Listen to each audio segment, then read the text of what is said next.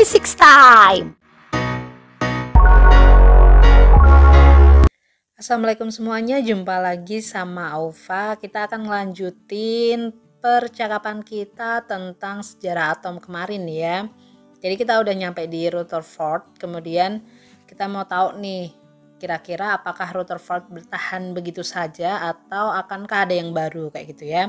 Nah, ini adalah yang kemarin gitu ya. Kemudian kita akan lanjut di tahun selanjutnya. Itu tadi kan kalau Rutherford itu kan si E-nya mengelilingi inti dengan memancarkan energi kayak gitu ya. Intinya elektron memancarkan energi secara kontinu ya, karena dia kan mengelilingi sambil mancarin energi. Nah, kalau secara kayak gini, maka menurut Rutherford harusnya itu spektrumnya tuh kayak gini. Jadi dia kontinu ya, cahaya yang dipancarin ya cahaya elektromagnetik, cahaya tampak yang spektrumnya secara kontinu. Nah, tapi pada tahun 1885 gitu ya, ternyata ditemuin spektrum hidrogen oleh Balmer gitu ya, Johann Jacob Balmer. Eksperimennya 1884, tapi dia ngeluarin ya kayak jurnal kalau sekarang mungkin ya. Dia ngemukainnya itu 1885. Itu tentang pancaran cahaya dari atom hidrogen, ternyata bentuknya nggak kontinu guys ya, tapi ternyata bentuknya kayak gini, atau yang biasa kita sebut dengan spektrum diskrit. Nah, dengan adanya kayak gini, maka terpatahkanlah si Rutherford atau teori atom Rutherford ini kayak gitu ya. Tapi selain ini kita akan mencoba untuk menghitung analisis gaya dan energi yang ada di atom kalau menurut Rutherford kayak gitu ya. Nah, jika ini ada inti atom, kemudian ini ada elektron muter kayak gitu ya, itu kan berarti dia berputar. Yang pertama ada gaya kolom, karena ini ada positif dan negatif, maka muatannya akan saling tarik-menarik gitu ya, dengan gaya kolom sebesar Fc dan gaya sentripetal karena dia muter gitu ya, sejauh sebesar gitu mv kuadrat per r. Jadi kita bisa ngitung nih gaya di atom itu sama dengan Fs akan sama dengan Fc. Kenapa? Karena kan kita pengennya stabil, maka harus sama. Oke, Fs itu tadi udah aku sebutin mv kuadrat per r. Kalau Fc-nya karena nilai muatan E dan Q itu sama ya, 1,6 kali 10 pangkat min 19, maka bisa kita sebut E aja gitu ya, kuadrat, sehingga R-nya bisa kita coret-coret guys jadi R. Nah, jadinya mv kuadrat akan sama dengan KE kuadrat per R. Ini nilai kecepatannya ya, tapi karena V-nya itu sebenarnya akar dari KE kuadrat per R kali M. Oke, biarkanlah kita akan menghitung energinya aja sekarang. Kalau energi itu kan berarti ada gerak, berarti dia ada EK ya, nilainya setengah mv kuadrat, dimana mv kuadrat itu yang ini nih, kita masukin aja set, jadi setengah KE kuadrat per R ya, setengah dari ini. Kemudian karena dia ada posisinya, maka ada EP yang nilainya, EP masih ingatkah ya, EP di listrik gitu, min K per R gitu ya. Jadi Q-nya ada setelah E, maka KE kuadrat per R. Ingat ada minusnya, so kita bisa ngitung energi totalnya itu EP plus EK atau EK plus EP. Kita masukin aja setengah KE kuadrat per R dikurangi KE kuadrat per R. Setengah dikurangi 1, jadinya min setengah ya, hasilnya adalah min setengah KE kuadrat per R. Nah, ini artinya minus itu mengartikan bahwa tanda negatif menunjukkan elektron terikat pada inti ya. Untuk mengeluarkan ini dibutuhkan energi. So, inilah yang mendasari untuk teori atom selanjutnya. Jadi kita simpulin bahwa ternyata kelemahan Rutherford itu ada 2 ya minimal. Yang pertama yaitu model atom ini tidak dapat menunjukkan bahwa spektrum atom-atom hidrogen adalah spektrum garis tertentu atau lebih tepatnya kontinu gitu ya. Kemudian yang kedua adalah elektron memancarkan energi saat berputar mengelilingi inti. Maka lama-kelamaan energinya akan habis dan dia akan bersatu sama inti. Kayak gitu ya, kalau kita gambarin kayak gini.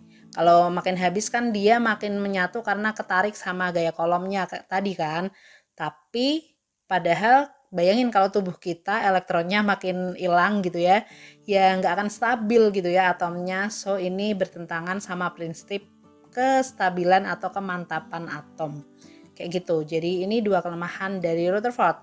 Dan habis itu dia diperbaiki sama si Bohr ya, Niels Bohr. Jadi nambahin doang sih si Bohr ini dengan 4 postulat yang actually basicnya dari Rutherford tapi dimantep-mantepin lagi, bagian apa yang kurang tadi dibenerin gitu ya. Oke, ini dia postulat pertama, yaitu elektron mengelilingi inti pada lintasan tertentu tapi tanpa menyerap atau memancarkan energi.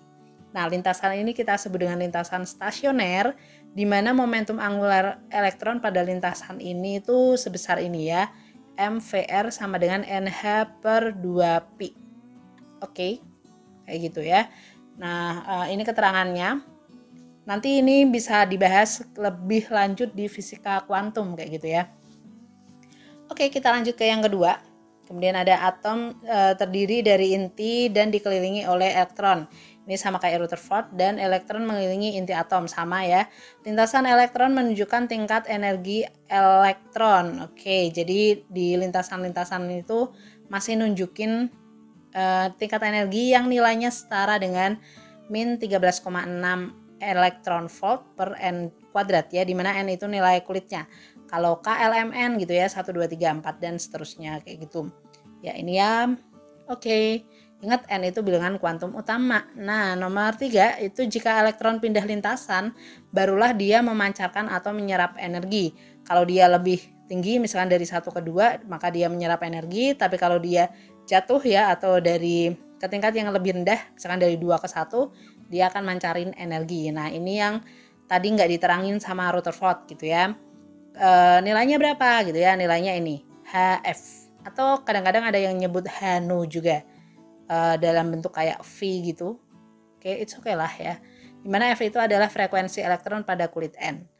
Nah, kita lanjut yang keempat, itu ini, spektrum atom hidrogen terjadi bila elektron bertransisi dari kulit luar ke dalam, maka atom akan melepaskan energi berupa gelombang elektromagnetik. Kayak gitu, itu postulat dari Bohr. Nah, kita akan membahas spektrum atom hidrogen lebih lanjut gitu ya. Tadi kan yang nemuin adalah Balmer ya. Jadi pertama kali itu penemunya adalah Balmer di tahun 1884, tapi dikemukakan tahun 85. Nah, ini nunjukin kalau ternyata gamma lambda itu sama dengan R 1 per 2 kuadrat min 1 per N kuadrat ya.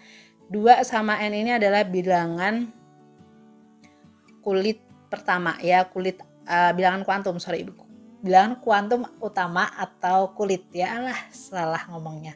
Oke, R-nya Rydberg gitu ya, udah ditentuin, dimana N-nya itu mulai dari 3, 4, dan 5.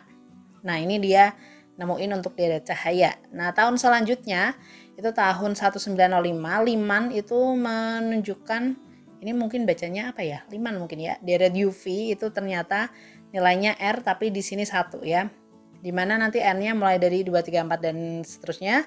Kemudian di tahun setelahnya 1915 itu Paschen nemuin deret inframerah yang pertama itu ya, nilainya ini 3 sama ya. Ternyata rumusnya itu sama guys ya.